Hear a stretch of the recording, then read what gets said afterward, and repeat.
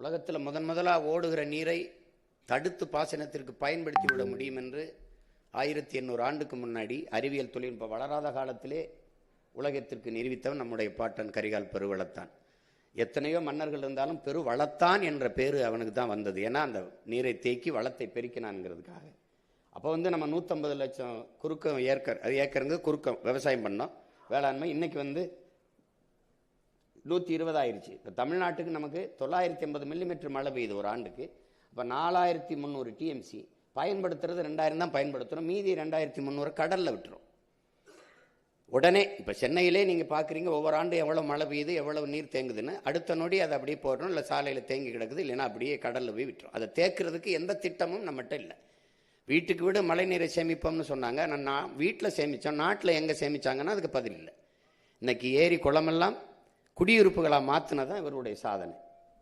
அப்போ தென் மாநிலங்களில் அதிக மழைப்பொழிவு பெறுகிற மாநிலத்தில் ஒன்று தமிழ்நாடு. நமக்கு போதுமான அளவுக்கு நீர் இருக்குது. இப்போ 2300 டிஎம்சியில் 150 டிஎம்சிக்கு கர்நாடகாவில் கையேந்திரம். ஒரு 500 டிஎம்சியை நம்ம சேமிச்சிட்டாலே நம்ம பிற மாநிலத்தை சார்ந்து நீர் தேவைக்கு நிற்க வேண்டிய அவசியம் இல்லை. அப்போ அதுக்கு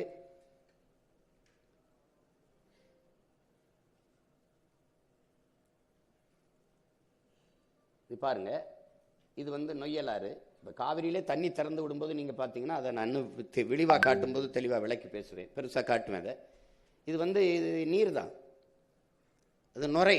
அமைச்சர்கிட்ட கேட்டால் மக்கள் போட்டு குளித்த சோப்பு அப்படின்றாரு. இதை சாயக்கழிவு ஆலை கழிவுகள் அப்படி விடுறதுனால இந்த நீர் இதில் கலக்குது. இந்த நீர் நஞ்சு. இது நிலத்தில் படியும் போது நிலத்தடி நீரும் நஞ்சாகுது. இதை ஆடு மாடுகள் மற்ற உயிரினங்கள் குடிக்கணும், அது விஷத்தை குடிக்குது. இதை பாய்ச்சி விளைய வைக்கிற பொருள் விளை பொருளோ எல்லாம் கத்தரிக்காயோ நெல்லோ அரிசியோ பருப்போ நஞ்சாதான் விளையும். அது தனியாக பேசணும். பிறக்கிற குழந்தை ஏன் புற்றுநோயோட பிறக்குதுங்கிறது தனி, அது தனியாக பேசணும். நம்ம எப்படி இது கூவம் ஆறு, இப்படி இருந்த ஆறு எப்படி ஆக்கி வச்சிருக்காங்கன்னு பாருங்க. இப்போ நாம அந்த தண்ணியை கலக்க விடலை, கூவத்துக்குள்ள கலக்க விடலை. வெளியில் இங்கிருந்து கழிவு நீர்லாம் எடுத்து குழாய் மூலமாக நான் வெளியில் எடுத்துகிட்டு போயிடுறோம். மறுபடியும் தூய நீர் ஓடுற மாதிரி வருது. அதை நல்ல நதியாகவே மாற்றிடுறோம். நம்ம அதை தெளிவாக விளக்கி பின்னாடி போட்டு காட்டுறேன். நான் அப்புறம் அதான் நீரை தேக்கிறதுக்குன்னா ஒரு 15 கிலோமீட்டருக்கு ஒரு தடுப்பணை கட்டினா போதுங்கிறாங்க. ஆனால் சந்திரபாபு நாயுடு பாலாறில் 5 கிலோமீட்டருக்கு ஒரு தடுப்பணை கட்டிட்டார். அவருக்கு 33 கிலோமீட்டர் தான் ஓடுது, நமக்கு 133 கிலோமீட்டர் ஓடுது. ஒரு தடுப்பணையும் நம்ம கட்டலை. உங்களுக்கு புரியுதுன்னு நினைக்கிறேன். பழைய துணையை கட்டினாங்கிறங்களே வெளியே ஒரு அணையை கூட கட்டலை. இப்போ பாண்டியாறு பொன்னம்பலாங்கிறது நமக்கு ஒரு பெரிய கொடை, இயற்கையின் அரும்பெருங்கொடை. இது என்ன செய்யுது, இப்போ கேரளாவில் 6 மாவட்டத்தை செலுக்கி வைக்குது. கணக்கில்லாத வெள்ளப்பெருக்கெடுத்து ஒவ்வொரு ஆண்டும் ஓடுது. அப்போ அம்மையார் இந்திரா காந்தி இதில் அடிக்கல் நட்டி ஒரு அணையை கட்டுறதுக்கு முயற்சிச்சாங்க.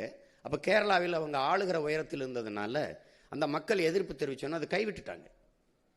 அப்போ நாம் எவரை எதிர்ப்பு தெரிவித்தாலும் கவலைப்படல, அங்கே அணையை கட்டி திருப்புறோம். இங்கே போதுமான அளவுக்கு தண்ணி இருக்குது. பெரும் குழாய்கள் மூலமாக எடுத்துக்கொண்டு போய் மேட்டூரில் நம்ம காவிரி படுகையில் எங்கெங்கே தண்ணி தேவைப்படுதோ அங்கே போய் நான் எடுத்துகிட்டு போயிடுவேன். இப்போ உங்களுக்கு காட்சியாக காட்டுறேன். நான் இது உண்மையிலே பாண்டியாரில் ஓடுறது தான் நம்ம காட்டுறது, கற்பனை ஒன்றும் இல்லை.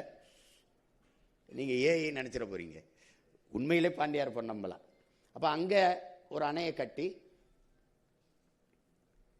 தேவையான அளவுக்கு நான் தண்ணியை, ராசி மணல்ங்கிற ஒரு இடத்துல அணை, எங்கெங்கெல்லாம் நீர் தேக்க இருக்கோ கணக்கில்லாத நம்மளுடைய கோட்பாடு இருக்கிற நீர்நிலைகளை தூர்வாரி பராமரிப்பது, புதிய நீர்த்தேக்கங்களை உருவாக்குவது. இப்போ நீங்கள் விண்வெளியில் பறந்து போனீங்கன்னா தேகத்தில் தேமை விழுந்த மாதிரி என் தேசத்தில் வெறும் தேமலாக இருக்கும், நீர் தேமல். எங்கே பார்த்தாலும் குளம் குட்டை ஏரி கண்மாய் தாங்கல்னு வெட்டி வெட்டி நிறைச்சிருவேன். ஒரு சொட்டு தண்ணீரை உள்ள விட மாட்டேன். அப்படி தண்ணீரின் தேவையில் நானே தண்ணீரை விடுவேன். நானே சொல்லிடுவேன் எனக்கு தண்ணி தராதேன்னுருவேன். கர்நாடகாவில் நானே தராத அப்படின்னு, நீ வச்சுக்க அப்படின்னு. ஆனால் ரொம்ப வெள்ளம் வந்துருச்சுன்னு திறந்து விட்டாயின்னு வச்சுக்க, தொலைச்சி போடுவேன்ருவேன். நீயே வச்சுக்கப்பா அப்படின்ற. ஏன்னா அவன் கேட்டாலும் தரப்போறதில்ல, அப்புறம் கேட்கணும் நம்ம.